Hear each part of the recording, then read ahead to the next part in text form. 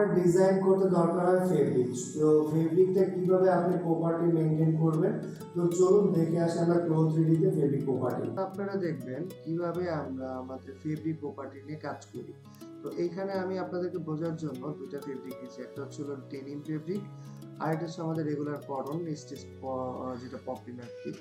তো এইটার যে টেক্সচারটা আমি যদি জুম ইন করে দেখেন, আপনারা কিন্তু জুম ইনের মাধ্যমে আমাদের টেক্সচার উইভিংটা আপনারা দেখতে পারতেছেন।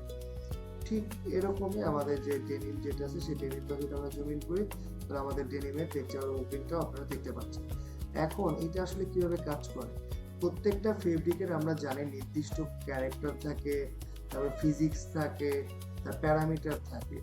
এখন এইটা কিভাবে বুঝবো, দেখেন এখানে যে আমাদের যে ডিফল্টে যে ফেব্রিকটা দেওয়া আছে, আমরা যদি ফেব্রিকের উপরে যদি কার্সারটা রাখি তাহলে এইখানে আপনারা দেখতে পারবেন যে construction, composition, weight, thickness, texture, colour এবং সাপ্লায়ার এবং ওনার। এবং আমি যদি এইখানে আমাদের যে অবজেক্ট ব্রাউজার আছে এখানে যদি আমি আমার ডেনিম ফেব্রিকে যদি ক্লিক করি, এখানে কিন্তু আমরা দেখতে পাবো যে আমাদের ফেব্রিকের নাম, আইটেম নাম্বার কি হবে, কনস্ট্রাকশন, সাপ্লায়ার, ওনার। এইটা আসলে কখন ফ্ল্যাগ করতে হয়, যখন আপনি কোনো বায়ারকে কোনো গার্মেন্টসের জন্য ফেব্রিক ডিজিটালাইজেশন করবেন, তখন সেই ইনফরমেশনগুলো এখানে আপনি ফ্ল্যাগ করবেন।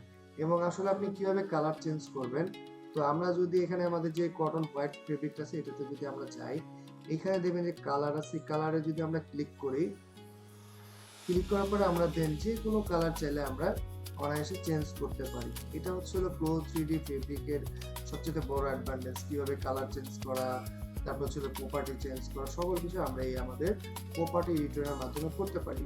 আপনারা জানেন কিভাবে ক্লো 3D তে ফেব্রিকের কালার করতে হয় এবং ফেব্রিকের যে প্রপার্টি এডিট করতে হয়। এরকম ভিডিও টিউটোরিয়াল পেতে আমাদের ফেসবুকে লাইক ও ফলো করুন এবং ইউটিউব চ্যানেল সাবস্ক্রাইব করুন।